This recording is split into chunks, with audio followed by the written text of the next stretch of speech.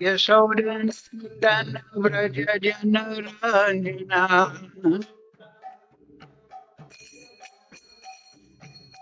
Yashodanandana Vraja Janaranjana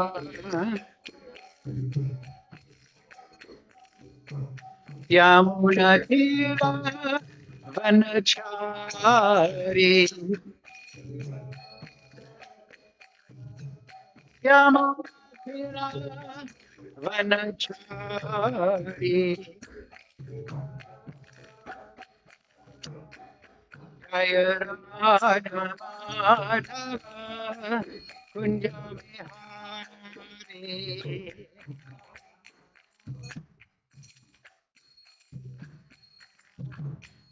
Jaya Radha Madhava Kunja Vihari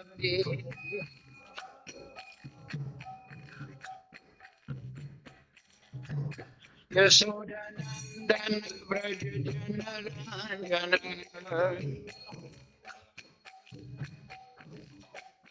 Yashodanandan Vraja Janaranjana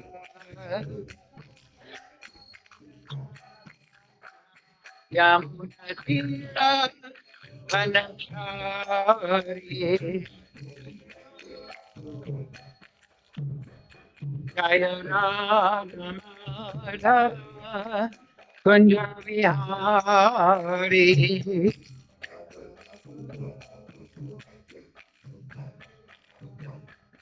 Hare Krishna Krishna Krishna Hare Hare Hare Rama Hare Rama Rama Rama Hare Hare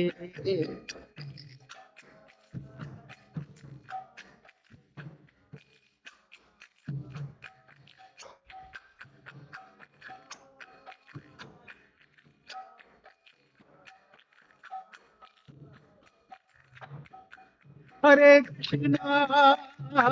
Krishna Krishna Krishna Hare Hare Hare Rama Hare Rama Rama Rama Hare Hare Hare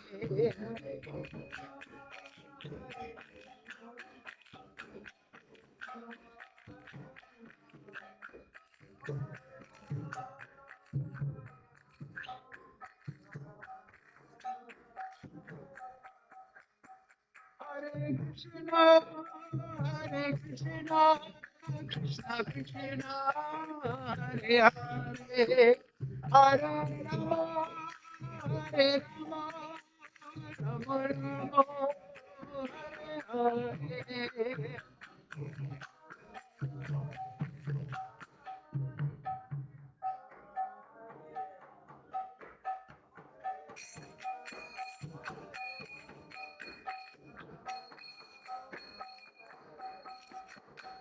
Jaya Prabhupada, Jaya Prabhupada, Jaya Prabhupada, Jaya Prabhupada.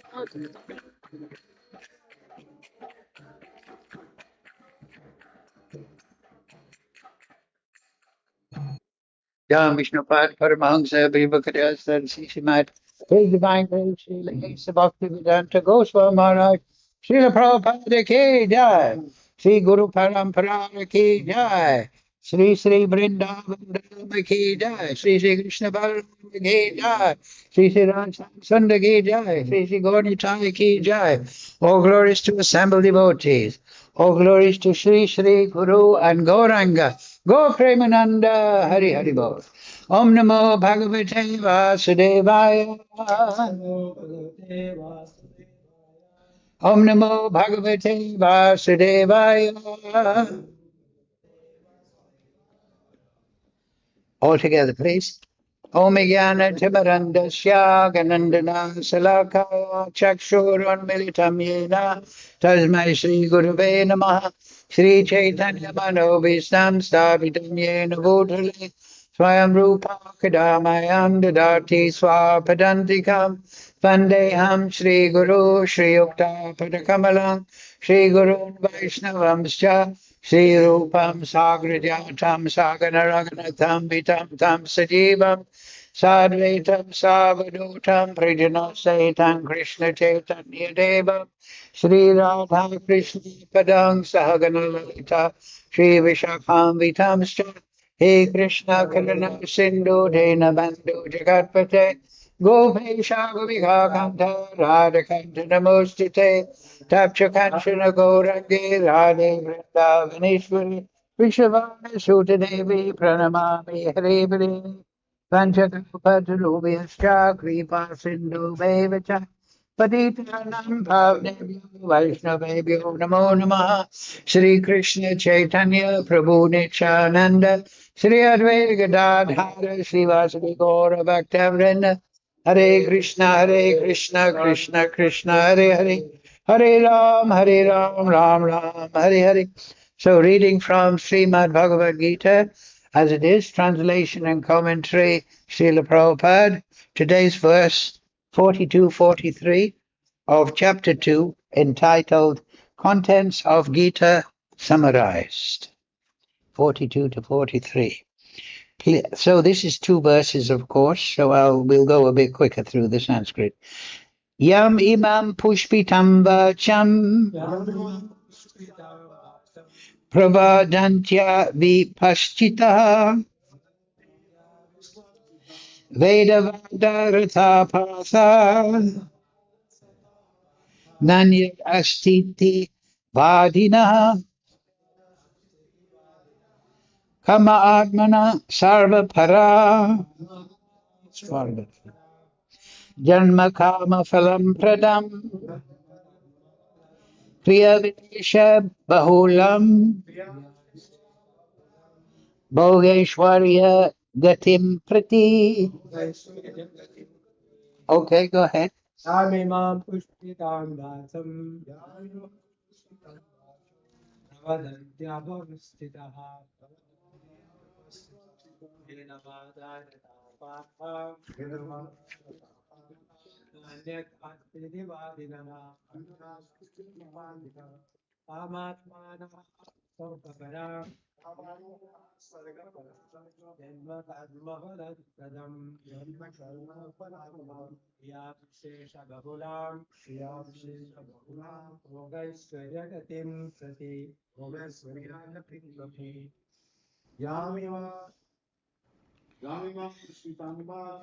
Yamimam pushpitam idam manta vipalsita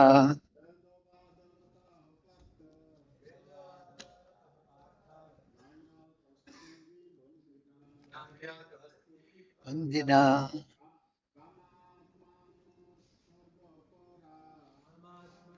svargapara janmakala phalam padam Yavishesha bhukulam.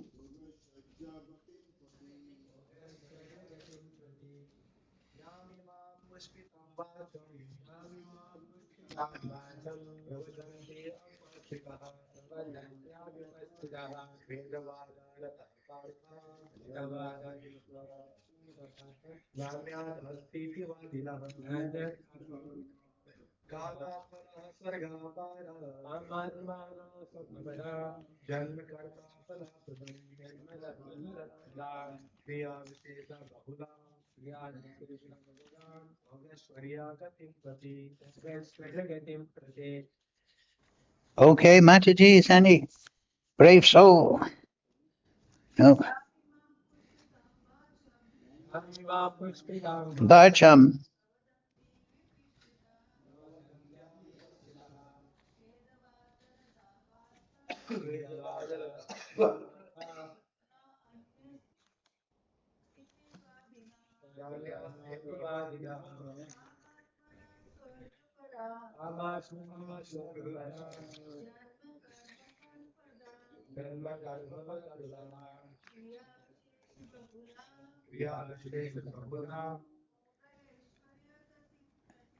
Bhogeshwarya Pratim. Thank you. Thank you all very much. Now, we'll do word for word. Learn a little Sanskrit in the way. Yeah, you will actually. If you learn the word for word, you'll automatically learn Sanskrit. Maybe. If you have a good teacher.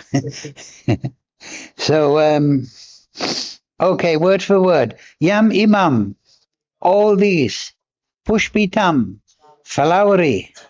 Vacham, words. Pravadanti, say. Avipashtitaha, men with a poor fund of knowledge. Vedavada rata, supposed followers of the Vedas. Partha, O son of Pritha, never, never. And yet, anything else. Asti, there is. Iti, thus. Vandinaha, the advocates. Kama atmanaha, desirous of sense gratification. Svarga para, aiming to achieve heavenly planets. Janma kama phalam pradham, resulting in good birth and other fruitive reactions. Fruitive. Bhoga, in sense enjoyment. Aishwarya, and opulence. Gatim, progress. Prati, toward. Translation Srila Prabhupada. Men of small knowledge are very attached to the flowery words of the Vedas, which recommend various fruitive activities for elevation to heavenly planets, resultant good birth, power, and so forth. Being desirous of sense gratification and opulent life, they say that there is nothing more than this. Yes, right, this is very prevalent in Kali Yuga. Please repeat. Men of small knowledge are very attached to the flowery words of the Vedas, which recommend various fruitive activities for elevation to heavenly planets, result in good birth, power, and so forth. Being desirous of sense gratification and opulent life, they say there is nothing more than this.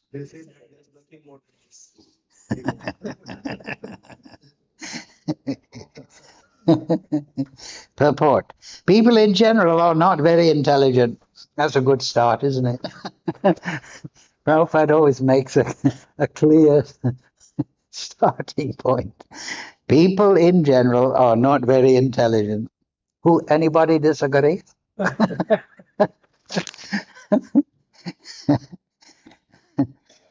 And due to their ignorance, they are most attached to the fruitive activities recommended in the Karma Kanda portions of the Vedas. They do not want anything more than sense gratificatory proposals for enjoying life in heaven, where wine and women are available and material opulence is very common. In the Vedas, many sacrifices are recommended for elevation to the heavenly planets, especially the Jyotishtoma sacrifices. In fact, it is stated that anyone desiring elevation to heavenly planets must perform these sacrifices, and men with a poor fund of knowledge think that this is the whole purpose of the Vedic wisdom. Now that's the key sentence in the purport, right? Prabhupada talks about the Karma Kanda, and then people with small knowledge of the Vedas think that this is the whole purpose of the Vedas. That's a very powerful statement, isn't it? Remember the whole purpose of Vedic wisdom. It is very difficult for such inexperienced persons to be situated in the determined action. Very nice, determined action of Krishna consciousness. See how Prabhupada is so clear, but it's so clear, but you miss that it's so clear. Determined. He always puts the right adjective there. Men with everything, the whole purpose. So in it, to be situated in action. As fools are attached to the flowers of poisonous trees without knowing the results of such attraction, Unenlightened men are similarly attracted by such heavenly opulence and sense enjoyment thereof. In the Karmakanda section of the Vedas, it is said, Apa ma so mam amrit abu mam and akshayam va chatrayasya jnanina sukritam bhavati. In other words, those who perform the 4-month penances become eligible to drink the somaras beverages to become immortal and happy forever. Even on this earth, some are very eager to have somaras to become strong and fit to enjoy sense gratifications. Such persons have no faith in liberation from material bondage, and they are very attracted to the pompous ceremonies of Vedic sacrifices. You see that? Prabhupada writes here, pompous ceremonies of Vedic sacrifice. Now that's quite clearly a critical point of view, isn't it? Pompous. Now he's not talking about the Vedic censure, but he's talking about Kshatriyas or kings or leaders that are very much, I'm the king, and now I'm going to put on a big yagya. So this is not really bhakti mood. Bhakti means I'm making a yoga for the glory of Krishna, right? I'm not doing it for my glorification. That is the whole material world, right? We're doing everything, Bhogeshwarya, it said in the slogan, for me, Bhoga, enjoyment, Aishwarya, control, opulence. We are doing things to achieve that. But the devotee is thinking, my beloved Lord, let him be glorified. And I don't care. Let, like Lord Chaitanya says, Aslishyava padaratam panashtamam, right? Throw me in the street, but I'll never give up the lotus feet of Sri Sri Radha Krishna, right? We all know shlokas like that, isn't it? Throw me in the street, disregard me, but I'll never give up Radha and Krishna. So that is a million miles from a pompous Vedic ceremony. Now, that's not to say the Vedas are wrong, but it's the mentality of the performer, really. And we'll discuss this more.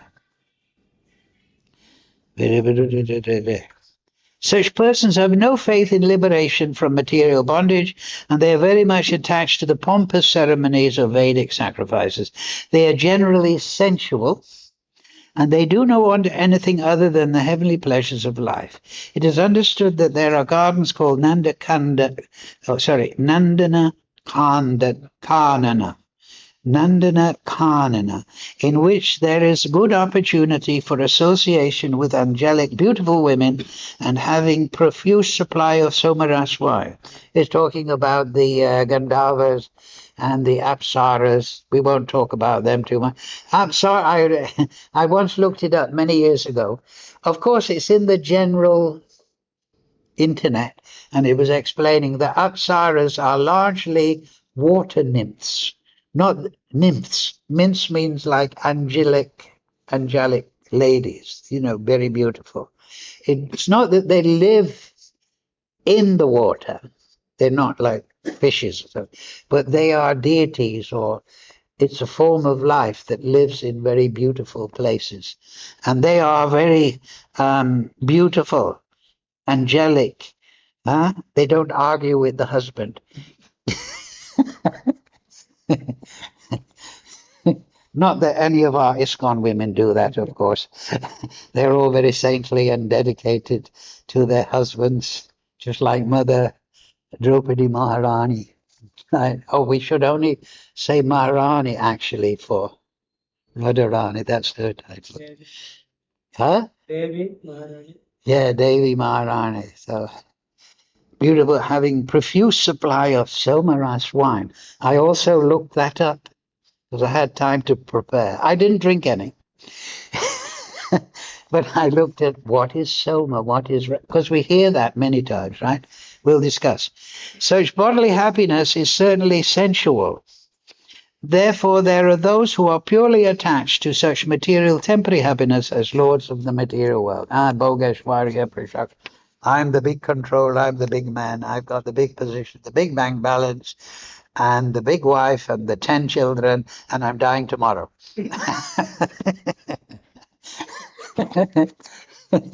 Don't tell me it's temporary. No, just think about that. I may have 500 rupees in the bank. Tomorrow, if I die, I think, oh, 500 rupees. Give it to Panchagoda. But if I have, like some of these people nowadays, they're trillionaires. Can you imagine that? I read something, they were talking about all the wars in the world, and they were talking about the world is being run by these super rich oligarchs that are not billionaires, trillionaires. A billionaire is somebody that has $1,000 million. Now, a trillionaire is somebody who has 1,000 times of 1,000 million, 1,000 billion. And some of them have 5 trillion or so. Where does this money come from? There's only, 4 or 5,000 billion on the planet. Where does all this money come from? Where's a trillion, right? If there is, say there is 100 million, somebody has a billion, that means there's $1 million for everyone on the planet, or something incredible amount of cash. But instead it's all hidden in accounts and trusts and everything. Really, Kali Yuga, all the wealth is converted into paper, and then it's controlled. You see, if the wealth is gold and land and intelligence and opulence and grains, that's something the people can take. But if you put trillions of dollars, all the wealth of a nation or a world, into paper, then you can control it by making laws. Such bodily happiness is certainly sensual. Therefore, those purely attached to such material, temporary happiness, as lords of the material world. Yeah, everything is temporary. So, Makam karoti vachalam pam kamnage, Satkripatamam bande Shri Guru Nidharinam. Yamimam pushpitam vacham pradandanti avipashchitam. Vedavatarata pathanan astita vadina. Karma mana sarvapara jnanma karma phalam pradam kriya veshe buhulam bhogeshware gatam gati. You see that?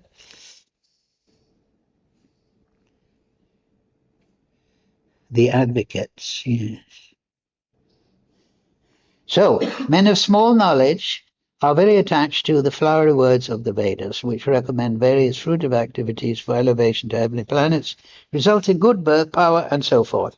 Being desirous of sense gratification and opulent life, they say, there's nothing more than this. So, how they can say that when there is a tradition of millions and billions of great Vedic sages saying chant Hare Krishna and go back to Godhead, I don't know. But, of course, this is referring to times other than Kali Yuga. So in Kali Yuga, we are very, very fortunate. Hare Krishna, Krishna Krishna, Hare Hare, Hare Ram, Ram Ram, Hare Hare. We may, like in the Vedic, in the old days, they would learn the Vedas. Can you imagine? The Vedas are huge. They wouldn't just learn the Bhagavad-Gita, they would learn the Vedas. They were pandits and they could quote the Rig Veda. I remember one summer, I went to Gokarn in South India. It's just below Goa, just below Gokarn. Yeah, it's just below Goa, Karnataka. So I went there. Very nice place, beautiful beach, not too hot, summer type weather, good weather in the winter. And all the people there, very saintly, many sadhus and saintly people in all respect. And there was one section around the back of the Shiva temple, because the story is that Ravana was taking the deity from the north, from Himalayas. Where did he take it from? think he was taken from this Kailas or somewhere. Yes, He was taking all the way back to Sri Lanka. that's right. So, but in between he met with Ganesha, or something. Story comes that he has to pass urine, and so he hand over this Shivlinga to the Ganesha, and he then just wait, I'm coming. I have to pass urine. But when we come back, so the Shivlinga was established there. I think. That's right. Yes, he was taking the deity of Shiva to south for his Sri Lanka happiness, and he stopped and he left the lingam in the charge of Ganesh, and then the lingam decided. Lord Shiva's completely independent. So I like it here, Gokhan. I think it's nice. It's near the beach. I'll stay here, and we'll have a troop of Brahmins, and we'll chant the Vedas every day. But that wasn't exactly Ravana's plan. So he hit Ganesh on the top of the head. Because I stayed with the head pujari of the Ganesh Mandir. There's the Shiva Mandir, the Ganesh Mandir, and round the back they're chanting every day. They chant the Vedas. So he whacked, I've heard, Ganesh on the head, and so that Ganesh Murti is there with some crack on the head. Have you heard that? I heard that's the story. I didn't actually see that. So anyway, that's the story. So Ravana was there. So Ravana is he's not a devotee, he's just a controller and enjoyer, or at least trying to be. But as Prabhupada, his main point is, Arjuna, this is temporary.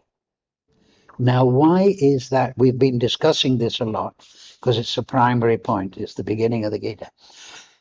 If we truly contemplate and realize 5% or 10% that everything is temporary, the result is we become detached, right? Just like many people have near-death experiences. They leave the body and they see the body there. So they come back completely changed. Because during some operation or accident, the subtle body, have you heard about it? It's on the internet, it's very interesting. And they have some spiritual realization. But what one they all have is, I'm not this body. I'm a spirit soul. I'm a soul. I'm eternal. And they get some instruction. And they come back changed and spiritualized. That's how they don't come back more materialistic. They become more automatically, in a sense. So if we can't maybe try to have a near-death experiment experience. I wouldn't. I'm not advising that. You should read the Bhagavatam, read the Chaitanya Charitamrita, read Lord Chaitanya's. But if this first point, if we remember, this body is temporary, I always won't be handsome. I'm in a jolly mood today. It must be the Russian wine. Anyway, if we think that I'm temporary, then it's not that we have to try to make the mental effort to be detached. It will automatically come. You understand? Because, at least this is my experience, because first of all, you'll get some spiritual taste. They can only get sensuality, which is also temporary and not satisfactory. But in the material world, people don't have an alternative. But devotees, because they have knowledge of the Vedas, they become detached from sense enjoyment, but attached to Krishna. So automatically, not automatically, but we can say automatically, Prabhupada does use that word, but what I mean to say is it comes as an effect of understanding. It's part and parcel. The more you realize that everything is temporary, the easier it is to be detached, right? Right? If I lose 500 rupees today, or my 500 rupees from the bank I mentioned, if I lose that, I'm not worried. It's 500 rupees. But if I'm dying and I have $500 trillion, that may be more difficult. But if I consider I'm not the body, everything is temporary, it doesn't matter if I have 500 rupees or 500 trillion. The effect will be, I think, this is temporary. And once that starts in the consciousness, then Paramatma can give ideas, Dadami Buddhi Yogam Tam Yenam Abhayantide. I was just discussing this point with a devotee in the visa office. I was saying, everyone is speculating in the material world about what is near death, what is the pyramids in Egypt, what is this, what is that. But the devotees, they study the Vedas, they know we're not the body. Near-death experience is the subtle body, somehow or other is temporarily going to subtle regions in a higher state of normal consciousness, and I'm coming back. And all these things are there. But a devotee, just in the same way that realizing something is temporary, when we realize that it is ignorance, we become detached. This is foolishness. And at the same time as coming out of ignorance, as Prabhupada says, we come to the personal realization. This is what we were discussing. A devotee, he personally realizes the absolute truth in the heart. Dadami Buddhi Yogam Tam. It's not that, and we should be careful to watch for that. And it's not that we are doing things from a mental platform, but we have faith in Krishna from the point of view of realization, because we experience Krishna in our chanting, in our sadhana, in our goal of life. So the root is temporary, because the soul is Sat, Chit, Ananda, and Vigraha, we can say. Sat means temporary. Achit, we're in illusion because of material energy. Near Ananda, we don't get any real Ananda in the material world, no real satisfaction. And number 4, Vigraha, our spiritual nature remains repressed. So eternality, pure consciousness, blissfulness, real identity, they are suppressed. But when we take to sadhana bhakti, by mercy of Lord Chaitanya, Guru, Sadhu Sangha, we get realization, I'm not the body. And so then a devotee becomes, now I have a goal in life. Now I have someone to put my consciousness upon. Whether otherwise, we're thinking, should I do this? Should I worship pop stars, movie stars? Should I accumulate this? A devotee gets that aspiration from his awakening soul. This is the point, right? The awakening soul. You feel it yourself. So that's why I was talking to this devotee in the visa office. I say, devotees, they know. And I gave the example, you can try it yourself with your friend. If I scratch myself, I think I scratched myself. I did it. But if somebody else scratches me, I know I didn't do that, somebody else did it. So this is how we can tell the difference between our thoughts, our cogitation. In English, cogitation means thoughts. And thoughts that are coming by grace of Krishna through Paramatma, through Bhagavan. We know the difference, just like in that way.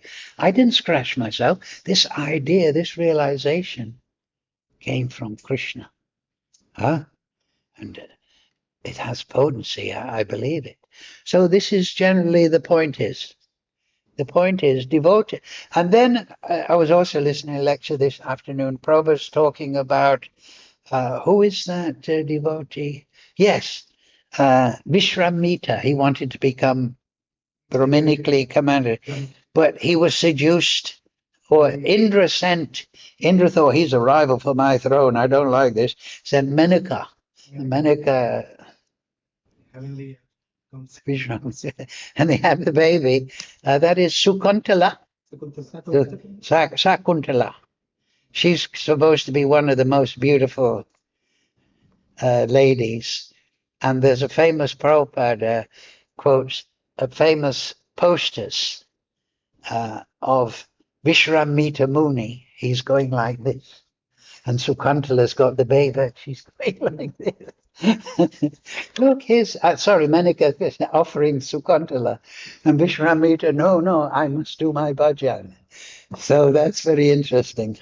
Now, I'm not saying that married people in ISKCON should leave their wives. No, because this was high level. You should perform according to your level. But he had this fixation. I'm going to become Brahminically qualified. I'm going to realize Brahman. I'm going to realize that everything is in Krishna and Krishna is within everything. So that is the Uttamadhikari. So he was going for that. So everything can be sacrificed for that. But one interesting thing here, this is, I looked it up. Also, I looked it up. I had time to study because Dharmatma sent me the verse numbers early. And it was very interesting. Men of small knowledge are very attached to the flowery words of the Vedas. So this is the first place in the Gita where the Vedas are directly mentioned. We've heard of Vedantakrit Vedavid Evachaham, right? Vedantakrit, I wrote the Vedas, I'm the knower of the Vedas, I am to be known by the Vedas. So here, the Vedas, and even in the purport, flowery words of the Vedas. Now this Krishna talking about what he wrote himself. Very interesting, right?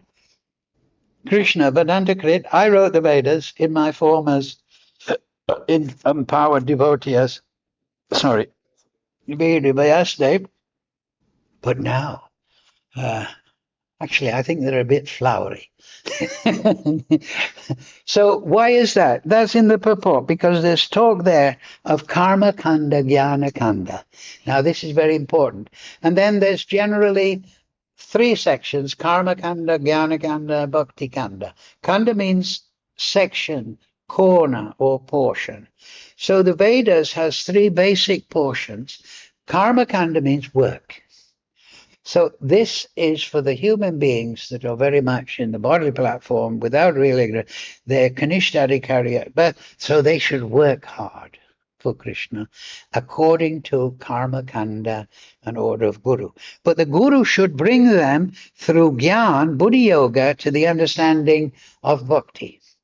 So karma kanda, though it is there and it is recommended in many Vedic literatures, ultimately it is another. It's given up.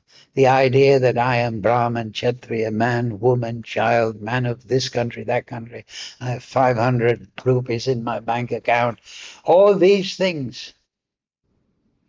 And then the devotee just thinks, Hare Krishna, Krishna Krishna, Hare Hare, Hare Ram, right? And he meditates on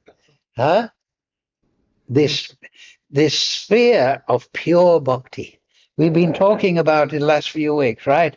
The devotees in the spiritual world, they are not thinking, I can't practice karma kanda. I don't need jnana kanda. I'm practicing bhakti kanda. What are those things I'm supposed to do? No, they're not thinking like that. They're in ecstasy of love of God. They're in praying. They're reciprocating with Krishna and Krishna's devotees in ecstasy. You're free from duality. Yeah.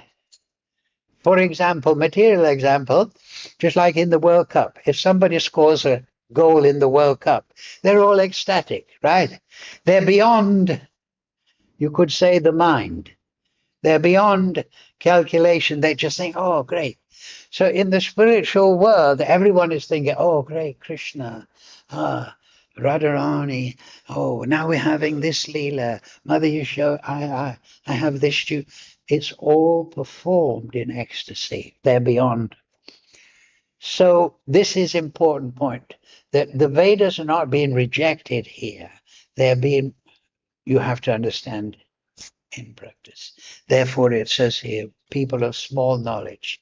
They don't know the Vedas, or they have a misunderstanding of the Vedas.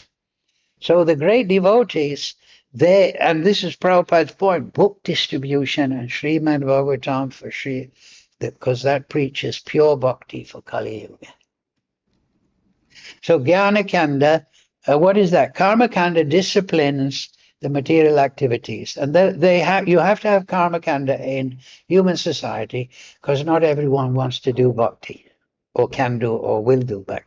So you have to regulate the human society, marriage, duty, work, different categories of work. And then Jnana-kanda, though, gives knowledge, to give knowledge that you're not the body, and the aim of human life is spiritual. And then you can move to bhakti. So all these things are there in the Vedas, and in that light we should understand this criticism, flowery words of the Vedas.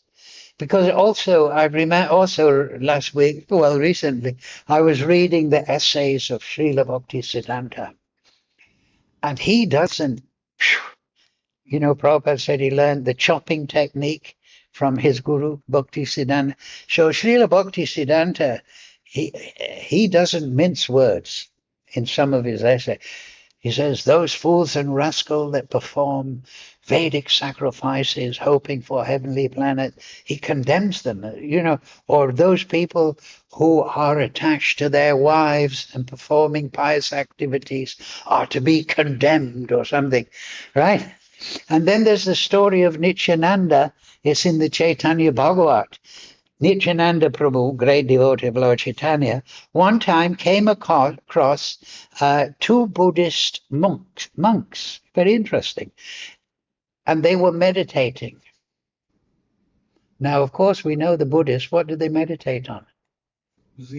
On the void, the nothingness. I want to become nothing. Oh, you're very ambitious. Sunyavadi, Sunya, nothing, seer of nothing. So Nityananda, this is very interesting now. And this explains Srila Bhaktisiddhanta's strong words. He became infuriated and started to try to kick these Buddhist monks on the head. It's there in the Chaitanya Bhagavat. And these Mayavadis, they ran away. And Lord Nityananda said to them, as he was chastising, how dare you refuse the worship of my master? He was furious because they're not worshipping Lord Chaitanya, but they are worshipping the absolute truth in a false way.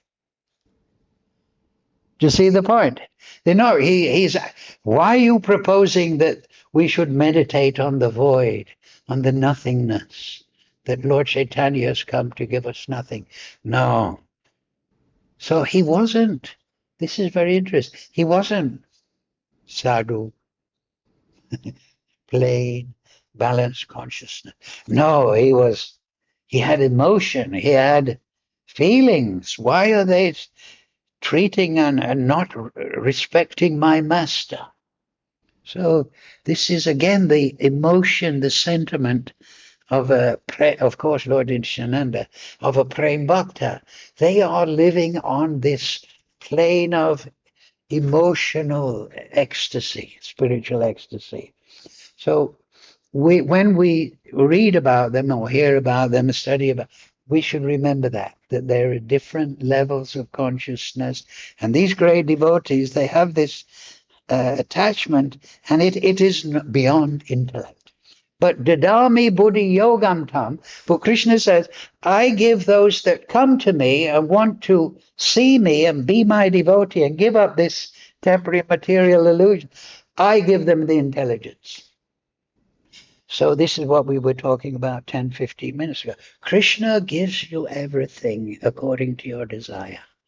But he's especially anxious to take care of his devotees. And devotee doesn't just mean Arjuna, Yudhisthira, Nakula, Sahadev.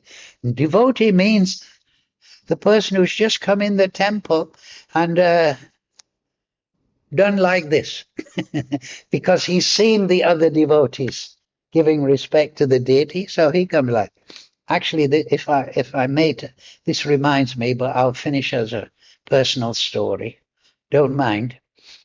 But that's what I used to do. To tell you the truth, I studied English. After English, I was 21. I thought, let me see the world. So I traveled and I came to India. I lived in India about 1 year. And I went down south and I met different yogis and Brahmins, and they taught me to go to the temples. But they all spoke South Indian and not much English. So I didn't know anything, but they were showing me and taking me to the temple. I was an assistant at one point to the pujari who used to open all the rock-cut temples in Mahabalipuram. There's 33 apparently. And I used to go around and open the door, and he'd do the puja and he'd offer my incense and, and then I met yogis down south. Anyway, I came back to England, so I got all Prabhupada's books and all books from universities, and I was studying them. I was thinking, wow, this is amazing. So this knowledge, and then I met Prabhupada. So we need knowledge as a transference vehicle to go from material consciousness, where we're trying to get bhoga, enjoyment and control and opulence, to go from that to become inspired, to become a devotee and do tapasya and chant Hare Krishna. We need a little sadhu sangha, and from the sadhus we'll get some spiritual knowledge. So this is what Krishna is giving Arjuna. So a devotee should remember all those things. So I remember I was going around South India, all the temples I went, Hampi, Srinagar, Pancha. What's that place of Ramanuja? Rishi. Yeah, Rishi, Meenakshi. Meenakshi is a wonderful place. I had a wonderful darshan. Yeah, Sri Ranga, and Meenakshi, and then Madurai Meenakshi. yeah, Madurai, yeah, Meenakshi, and there's a wonderful Vishnu Krishna temple there. You do the parikram of Meenakshi, and I was doing it, and one man came up to me, just an ordinary man, and he said, "Come with me." Now, normally you don't, just so come there, but I could see he was a good man. He took me down a few hundred yards, and there was a Krishna temple, and it was open air. And there was a 7-foot, 8-foot deity of Gopal all by himself, with a kirtan mandap and an open area. And it was fantastic. So I was going all around South India trying to understand what's going on. Because I hadn't read the Vedas. But then I came back, I got Prabhupada's books and other Vedic literatures, and I understood. Then I met Prabhupada. So by meeting the pure devotee and this Vedic knowledge, you enter the path. So we should be conscious of that. Just like you're coming to Gita classes, yagya, learning everything. This, sometimes devotees, I don't have to go to Gita class. I've been there 10 times already. No, we go to Gita class, we go to Srimad Bhagavatam class, we chant Hare Krishna. Not for me. It's our duty, but it's also starts with why. Yagya. It's our yagya. Madhyaji mam namaskaru. We're doing it. Oh, Krishna, I offer my obeisances, you my Supreme Lord. I'm going to see you in the temple and you're going to see me. This is my yagya. Or offering to Yeah. So, and then, I'm offering myself and everything, my 500 rupees in the bank, to Krishna.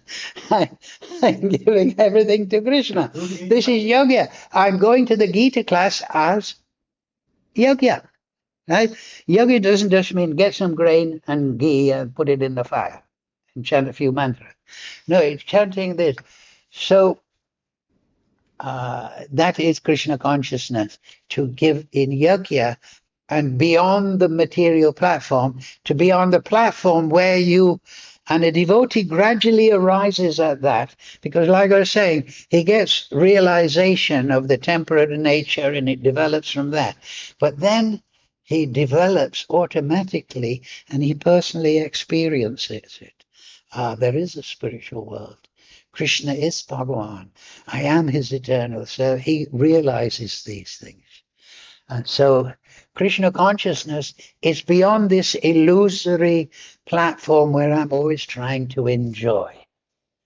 And this is what Krishna is criticizing when he says people go to the Vedas and think, this is a way I will enjoy. I'll do a yagya, and instead of being a billionaire, I'll become a trillionaire. So, no, people think like that, right? Isn't it? They say like these wars. There's always big businessmen in there making money from the weapons and the guns, and all the poor people, they just get used in what in English they call it cannon fodder. You know, cannon means a big gun. Fodder means food, or food for the big guns. So that's the cruelty of Kali Yuga. All these poor, I mean, they're ignorant, but they're not envious. They're just ignorant. And they are being used as cannon fodder by these super rich people who are billionaires. But that just shows, I was reading it this afternoon, these people have so much money, but they still want more. If I had 600 rupees, I'd be happy. No, but the devotee, he's satisfied. Or he doesn't think I'm satisfied. He's Atmaram because he's realizing Krishna. Atmaram. Oh, Krishna is in my heart. He's my companion. He's my well-wisher. These are my devotees, my family. So this is what Krishna is talking about. Don't look, Arjuna, and this is what Srila Bhaktisiddhanta is meaning in these fierce words. You know, don't spend your time in this Bhogeshwarya. Just go for the Vedas. Hare Krishna, Krishna Krishna, Hare Hare, Hare Ram, Ram Ram, Hare Hare. So we'll finish on that point. Thank you all for your kind attention. Any question? 500 Contribution? 500 rupees in fixed deposit. Huh? I should give the 500 rupees away. How will I pay for motorbike petrol? Who gave you 500 rupees in the first place? Krishna, I guess. Ultimately, everything is from Krishna. That's the question. Ultimately, it's from Nothing is Krishna. mine, all is yours. So, No, but here's some good knowledge of the Vedas. Once you realize that there's action reaction, then okay, give the dog some toast. Give the poor old lady 10 rupees, 100 rupees. Yeah, but don't be greedy for result. But you see, if there is a sense of karma, the people, this is also another thing we're talking about automatic. If you realize there's a law of karma, then you automatically, yes, exactly. But if you're a trillionaire, you think, I'm safe, I got $1 trillion. Nothing can harm me. But that you put it very nicely. Say it again. You automatically.